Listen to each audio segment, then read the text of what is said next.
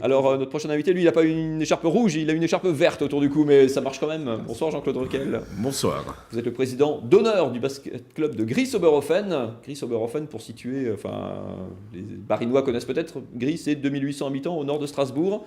Il faut que le reste de la France apprenne aussi à situer Gries et Oberhofen sur la carte parce que vous êtes à la tête et vous aviez longtemps œuvré dans ce club qui est en train de se faire une place un petit peu à part dans le monde pro du basket français.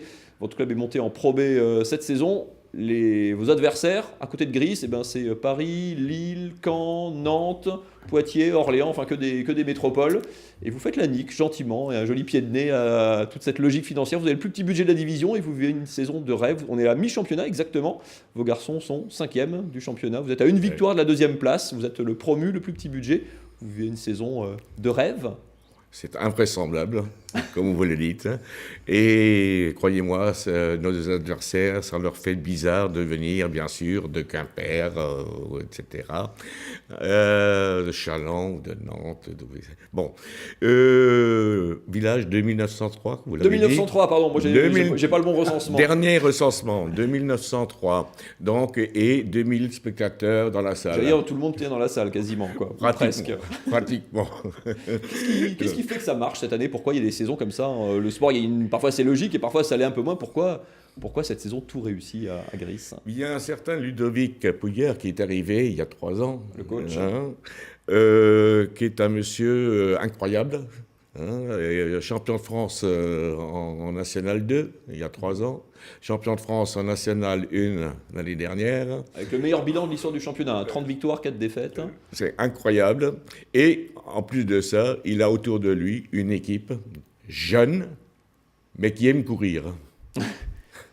Qui aime courir parce que vous avez un jeu ultra offensif, croyez-moi sur parole, on ne s'ennuie pas du côté de Gries. C'est la meilleure attaque de la division avec le plus petit budget. Vous m'expliquez comment vous faites. C'est une vraie philosophie de jeu, c'est pas juste un schéma tactique, c'est une conception du sport et du basket. C'est une équipe incroyable, pleine de dynamisme, comme je vous ai dit, jeune. Donc, Ludovic, il n'aime pas celui qui ne court pas, ça c'est clair, et qui ont tous de l'ambition, puisque ce sont des joueurs qui n'ont pas encore de nom, mais qui veulent se faire un nom. Et qui sont prêts à se montrer. Comment on fait une équipe comme ça? Parce qu'il y a une Gries, en fait c'est un gros club amateur aussi, il y a énormément d'équipes de jeunes. Vous étiez longtemps en National 2, donc là où on est complètement amateur. Donc il y a une culture amateur dans le club, évidemment ça marche beaucoup avec des bénévoles.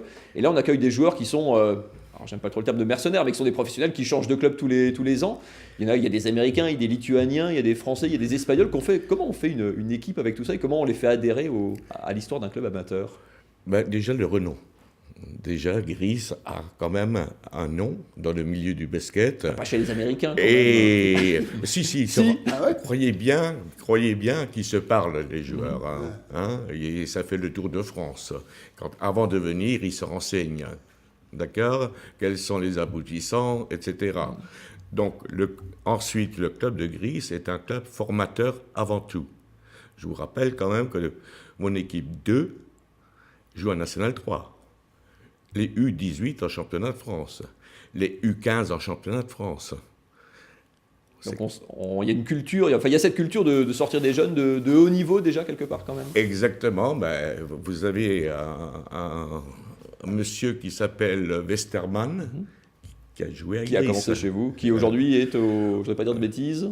Oui. Oh non, mais je vous le laisse le dire parce que j'ai un doute, qui était à Moscou à une époque. Et à Moscou à une époque, oui, qui aujourd'hui il me semble, à Belgrade, non? Voilà, dans les gros clubs des gros clubs d'Euroleague, le top niveau européen. Tout à fait.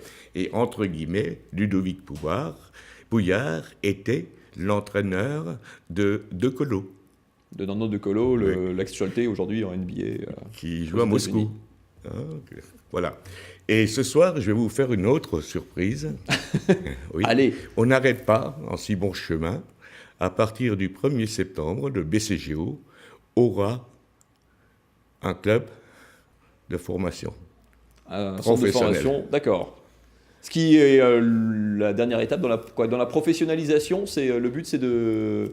Oui. C'est un statut en fait, ça veut dire qu'il faut... c'est des structures qui permettent de former des jeunes jusqu'au plus haut niveau. Exactement. et ce qui nous permettra de changer et de modifier un petit peu l'équipe, parce qu'aujourd'hui, vu que nous n'avons pas de centre de formation, nous avons l'obligation d'avoir 4 joueurs de moins de 23 ans. Ce qui est une contrainte forcément quand on n'a que 10 joueurs dans l'effectif et qu'on fabrique son équipe en début de saison, quoi. Exactement. Et dès qu'on aura le centre de formation, cette contrainte saute. D'accord. Du coup, j'allais vous dire, vous dites que vous faites une saison de rêve. J'allais vous demander quel est votre rêve pour la suite. Donc c'est ça, c'est continuer encore dans cette direction. À continuer, bien sûr, avoir une salle pleine, faire plaisir à nos spectateurs, à nos sponsors, et ainsi à nos jeunes aussi, en sortir quelques-uns à ce niveau-là. Il y a des supporters qui viennent de loin aussi, j'imagine, Oui. maintenant. Nous rayonnons, si vous voulez, dans un rayon de Heurt à peu près, puisque nous faisons partie de la communauté de Heurt, jusqu'à Wissembourg et Pfalzbourg de l'autre côté, bien qu'il y en a qui viennent également de Obernai, Molsheim, de ce coin-là. Ouais, il y a un jeu attractif et des résultats qui attirent de loin. Il y a un match de gala en plus la semaine prochaine, en début de semaine, en Coupe de France. Vous êtes qualifié pour les 8e de finale. Vous allez recevoir Nanterre, qui est 3e du championnat de France en élite, avec la division de la SIG, qui est le niveau juste au-dessus de vous. C'est un mot, c'est un match, c'est le vrai match de gala. On tient d'ailleurs un coup d'œil juste à vos programmes. On a fait ça bien, enfin ils ont fait ça bien, hein. La SIG qui est qualifiée joue l'Asvel, le leader du championnat, ça sera lundi soir. Mardi soir, Gris Nanterre, donc 3e de Pro A. Et mercredi, Souffle qui est leader en National 1 avec je crois 20 victoires et 2 défaites, qui font aussi une saison incroyable, qui reçoivent Rouen qui est en Pro B avec vous. Enfin, les amateurs de basket alsaciens se régalent cette saison. J'associe Kaisersberg qui est en National 1 aussi, qui va mieux. Puis les filles de la SIG qui sont aussi leaders en National 1, enfin c'est une saison faste pour le basket. Un mot simplement de Nanterre, c'est le vrai match de gala, en plus c'est un basket offensif comme vous aimez, c'est un peu votre miroir, quoi. C'est un basket de rêve, c'est une équipe de rêve, notamment M. Donadieu, leur entraîneur, qui a fait les parties de rien pour arriver en proie aujourd'hui, qui va avoir une salle invraisemblable aussi, puisqu'il va avoir une salle de plus de 16 000 places. Vous jouez où? C'est pas ce qu'il vous faudrait pour mardi, parce que vous, alors il y a un peu moins de place à l'espace La Forêt, alias La Forest Arena, mais c'est plein pour mardi, il n'y a plus de C'est déjà, tout est plein. Guichet fermé. Guichet fermé, voilà. C'est dire le succès de ce Je club. voudrais simplement dire que Donadieu, ça fait la 3e fois qu'il vient à Gris, puisqu'il était chez nous déjà. Mais évidemment pas avec en l'équipe 2008, élite.